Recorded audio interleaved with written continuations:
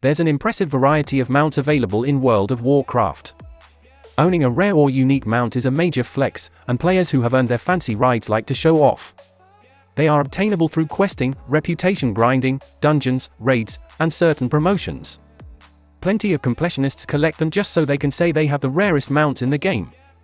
While some mounts may no longer be obtainable, this does not diminish their rarity.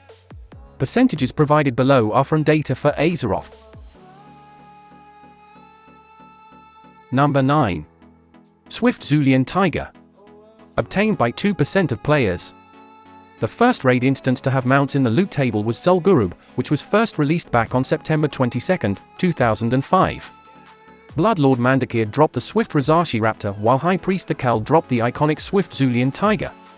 The Swift Zulian Tiger was especially attractive for Horde players since they didn't have Nightsaber mounts like the Alliance did. Both mounts were rare drops, but they were taken out of the game when patch 4.0.3a was released. Nowadays, the Swift Zulian Tiger occasionally shows up at the black market auction house. Just like with any other mount that is no longer obtainable, players should expect to pay millions of gold if they want to try and get this mount. Obtaining the Swift Zulian Tiger certainly wasn't easy back when Zul'Gurub was released, as it would require not only being in a 20-man raid group that was geared enough to do Zul'Gurub, but also winning the role on the mount if it dropped. Number 8. Silent Glider. Obtained by 2% of players. Similar to the time-lost Protodrake, this mount drops off from a rare that takes a while to respawn. The rare is known as Soundless, and it can be found roaming around in Nazjatar. The difference, however, is that Soundless can only be looted once per day. Frustratingly, the drop rate on this mount is less than 2%. So, even if players do manage to find this rare, there is no guarantee that it will even drop the mount to begin with. In short, getting this mount will require no small amount of patience and time. Number 7. Ivory Goliathus. Obtained by 1% of players. With one rare exception, every single Glory of Achievement in World of Warcraft awards players with a mount. Before the War Within, there was only Glory of Meta achievements for dungeons and raids. Since delves were intended to be a new pillar of endgame content, Blizzard added a meta achievement for them as well. If players manage to complete all the achievements listed under Glory of the Delver, they will earn the Ivory Goliathus mount. This means that players will need to complete every version of Alka's Algar delves, find all the sturdy chests, and complete all the special achievements like Just Keep Swimming and Spider Senses.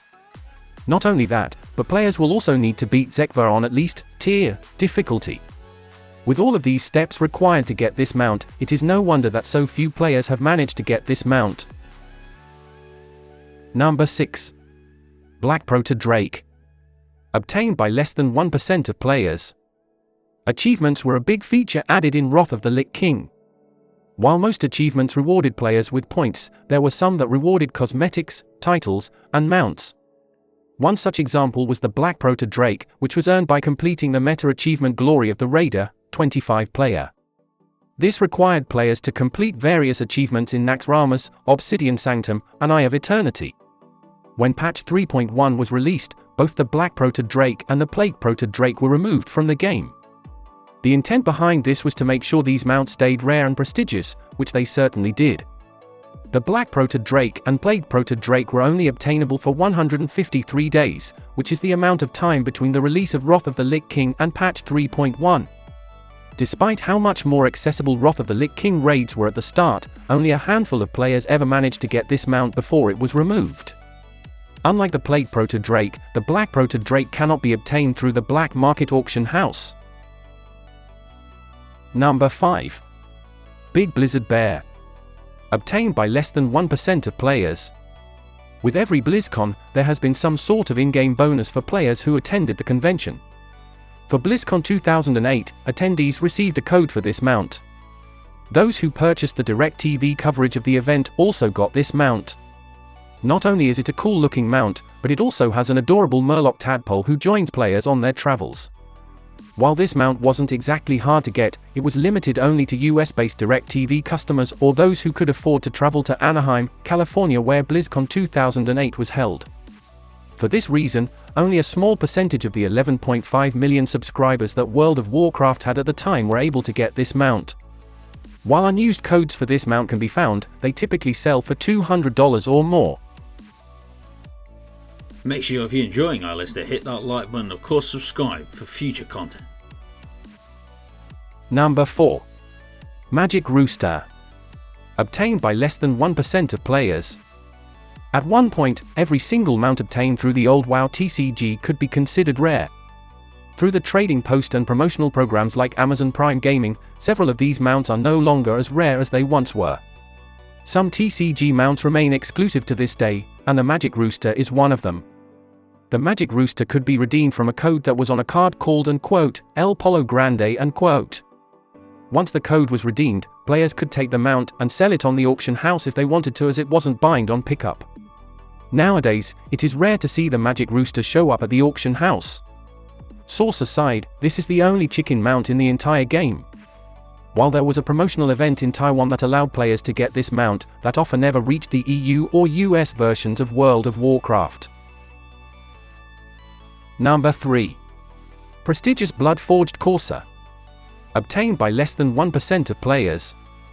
There is no shortage of rewards that players can obtain by dedicating themselves to PvP. But for those who want to spend a lot of time playing PvP, then the prestigious Blood-Forged Courser is for them. Of all the Courser mounts obtained through PvP, this is easily the rarest and most time-consuming mount to obtain.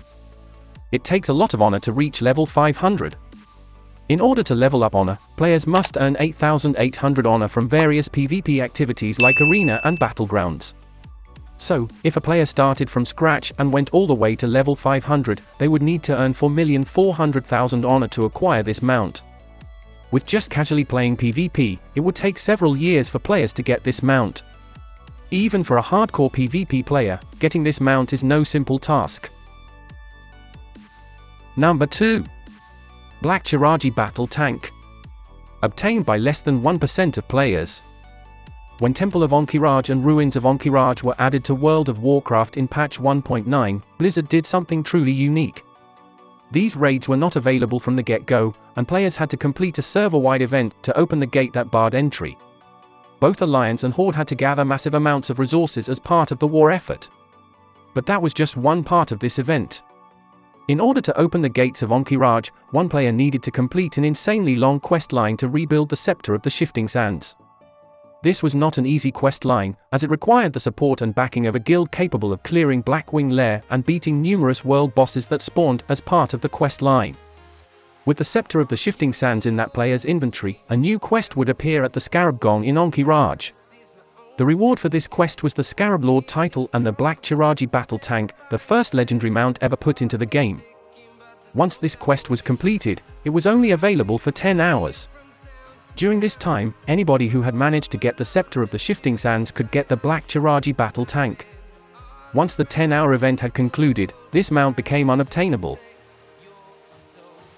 Number 1. The original epic mounts.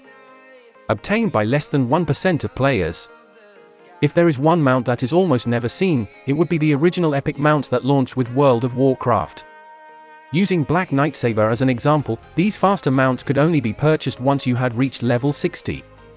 Not only that, but these mounts also cost 1,000 gold.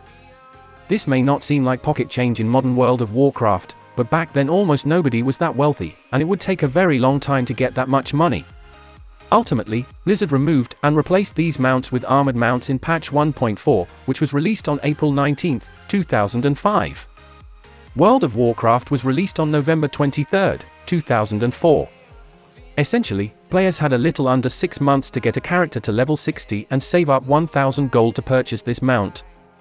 Very few players ever got one of the original epic mounts, and they are easily the rarest mounts in the entire game for that reason alone. Okay, so that's it for today. So if you enjoyed it, punch the like button, comment down below, of course, subscribe to the news channel for my Twitter and Instagram links down below. As always, of course, I'll put my TubeBuddy first in the description for YouTube needs, tag titles, thumbnails, all that good stuff. So if you need help with, especially like I did, first in the description, download it today. Trust me, you'll wonder how you ever got on with it. And of course, for our partner channels, and they hit down below, hit that join button to put myself and the channel, and of course get a huge range of benefits. But greatly appreciated. But of course, you never have to. But if you don't, you have to subscribe and watch the next video, or something might follow you home. You never know, stuff happens. Okay, thank you very much. I'll see you all again very soon.